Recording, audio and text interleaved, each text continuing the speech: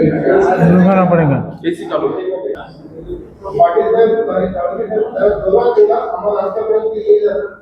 आवाज बेकायदेशीर धंद्यामध्ये रूपांतर होण्यास वाव मिळणार आहे आणि तो जवळपास मला वाटतं सुरू झालेला आहे आणि याची दखल गव्हर्नमेंटनं घेणं गरजेचं आहे। कारण हा जो गव्हर्नमेंटचा हा 15% फीज वाढवणं, 5%वर 5% डबल वॅट वाढवणं आणि एक्साईज ड्युटी 60% वाढवणं, याचा जर गोळाबेरीज केला तर पर्यायानं हा इलिगल व्यवसायाकडे जर हा वर्ग वळला आणि इलिगल माल जर विकला गेला चुकीचा, तो ग्राहकांना बी आरोग्याला घातक आहे आणि सरकारला त्यापासून मिळणारं हे जे व्हाईटचं उत्पन्न आहे ते बुडणार आहे आणि ही आमची धारणा झालेली आहे आणि याच्यामुळं आज आम्ही हे आपल्या पुढं गाऱ्हाणं याच्याकरता मांडतो की आपण अतिशय सुज्ञ आहात। आपली लेखणी चांगल्या प्रकारे जर लिहिली, याच्यात अजून व्यवस्थित हे करून आणि शासनाला याचा परिणाम व्हावा अशी खरी म्हणजे आमची धारकांची आपल्याकडं अपेक्षा आहे आणि आपल्याला विनंती सुद्धा आहे। जर हे असं केलं नाही तर आम्हाला नाईलाजानं एक शासनाला एक आठवण द्यावी, एक विनंती त्यांच्या कानावर जावी म्हणून आमच्या असोसिएशनने महाराष्ट्रभर हा 1 दिवसाचा बंद, सगळ्यांची गैरसोय जरी होत असेल, आमचा व्यवसाय बुडत असेल तरी पण एक शासनाला एक आमची विनंती त्यांच्या कानावर जावी म्हणून असोसिएशननी 1 दिवस पूर्णपणे बंद पाळण्याचा विचार केलेला आहे, निर्णय घेतलेलाच आहे आणि तो पूर्ण राज्यभर हा निर्णय घेतलेला आहे। यातनं सगळ्यांची गैरसोय होईल, शासनाचं 1 दिवसाचं उत्पन्न बुडेल, परंतु आमचा सुद्धा नाईलाज आहे आणि जर एवढं करून आपण आपल्या पत्रकामुळे गव्हर्नमेंटला याची जाणीव होणार आहे अशी आमची अपेक्षा आहे आणि तरी पण जर कधी याचा परिणाम, मला वाटतं शासनाने जाणकार आहे, सगळे खूप म्हणजे ह्या व्यवसायाबद्दल जाण असलेले मंत्री महोदय आहेत, सरकारमध्ये आहेत आणि याची जाण व्हावी अशी आमची अपेक्षा आहे। परंतु जर नाही झाला तर पर्यायाने आम्हाला अजून वेगळ्या मार्गाचा पर्याय करायला सरकारने लावू नये अशी विनंती वजा इशारा देखील आम्हाला द्यावा असं वाटतं। आपण हे मुद्दे वाचले असतील जवळपास सगळे। परमिट रूम आमचे जवळपास 19,000 परमिट रूम आहे, 19,000 लायसन्सी आहेत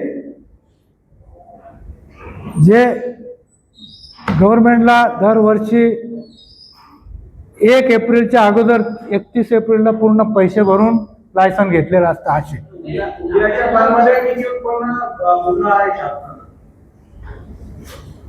कमीत कमी 1,000 कोटी रुपये पूर्ण महाराष्ट्रभर एका दिवसाची 1,000 कोटी रुपये उद्या पुढे बंद झाला, पूर्ण महाराष्ट्र 100% बंद आम्ही करणार आहे याची आम्हाला खूप हे आहे, कॉन्फिडन्स आहे।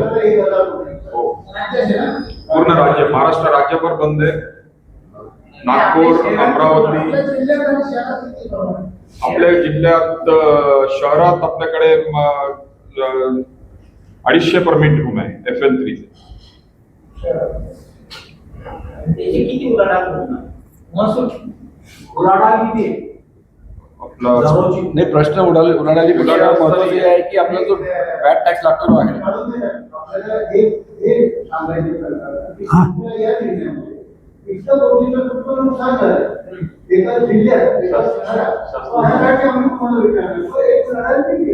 बरोबर आहे.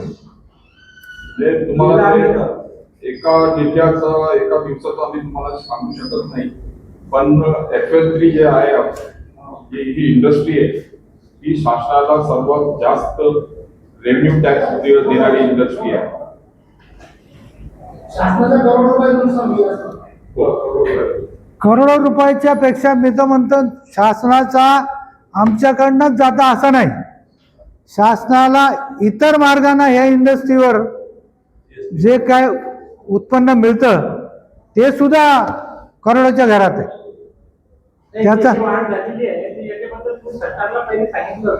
अनेक वेळेस आम्ही शिष्टमंडळ नेलं, सरकारच्या मध्ये चर्चा झाल्या, अनेक भेटीगाठी झाल्या.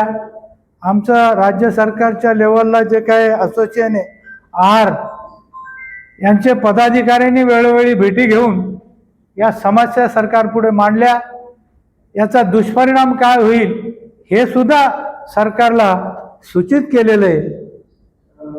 तर तुम्ही एवढे सूचना करून आता तुम्हाला विनंती आंदोलन करावं लागतं. तुम्ही आता म्हणता की आम्ही विनंती करतो, बरोबर आहे ना? म्हणजे एकीकडे तुमच्याकडून एवढं भरपूर घेतलं जातं, तुमच्यावर एवढं टॅक्स हे करायला लागलं. तुम्ही केलेला आहात, तुम्ही टॅक्स दिलाय, टॅक्स घेऊन तुम्ही धंदा करा आणि तुम्हाला विनंती करायला सर नाही, कसं आहे ऍक्टिव्हिस्ट नाहीये, नाही. आणि दुसरी गोष्ट उतरणारे ऍक्टिव्हिस्ट नाही आम्ही. नाही, आणि दुसरं गोष्ट असं आहे की आम्ही लायसन्सी आहोत. लायसन्सी म्हणजे एक परवाना घेतलेला एक धारक हा परमिट रूमचा मालक आहे आणि व्यवसाय करायचा आहे.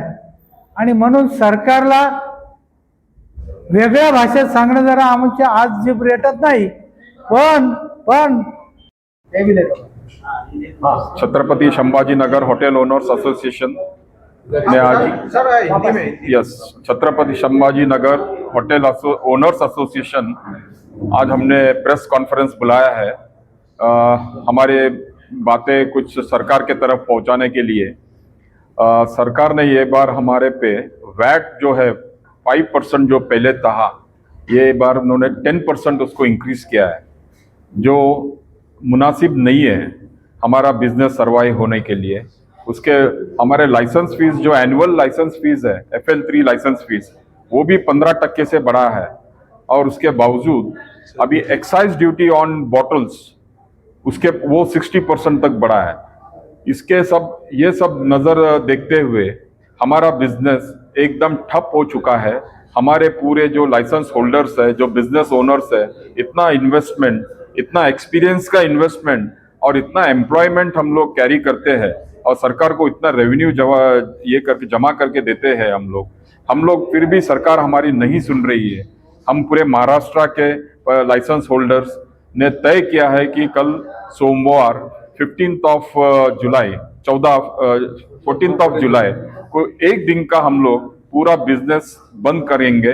ये कल हम एक दिन सिर्फ सरकार के नज़र में लाना चाहते हैं कि ये अन्याय है और इसके हमें न्याय चाहिए। कितने परमिट रूम है पूरे महाराष्ट्र? और महाराष्ट्र में लगभग 20,000 के ऊपर परमिट रूम है। 4 से 5 लाख लोग इस पे एम्प्लॉयड है इस इंडस्ट्री में।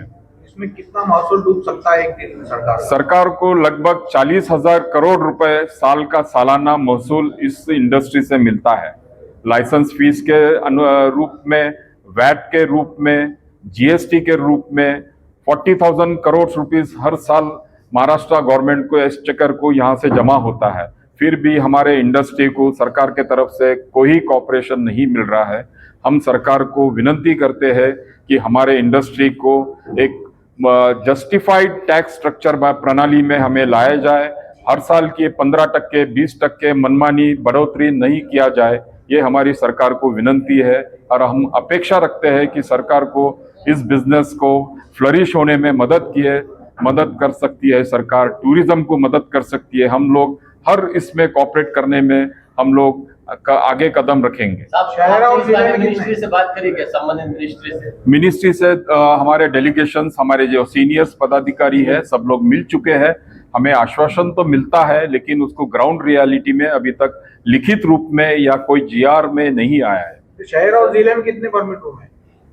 लगभग औरंगाबाद जिले में around about 450 to 500 FL3 licence holders है। अभी कल जो है आपका, इसमें हाँ जी। अगर आपकी मांग पूरी नहीं होती है हाँ जी। तो अगला कदम क्या रहेगा एसोसिएशन? अगला कदम हम लोग पूरे महाराष्ट्र के पूरे एसोसिएशन मिलके बैठ के तय करेंगे, लेकिन काफी ऐसा सूर निकल रहा है सबका कि लाइसेंसेस जो है वो सरेंडर करने के बहुत लोग इसमें हैं।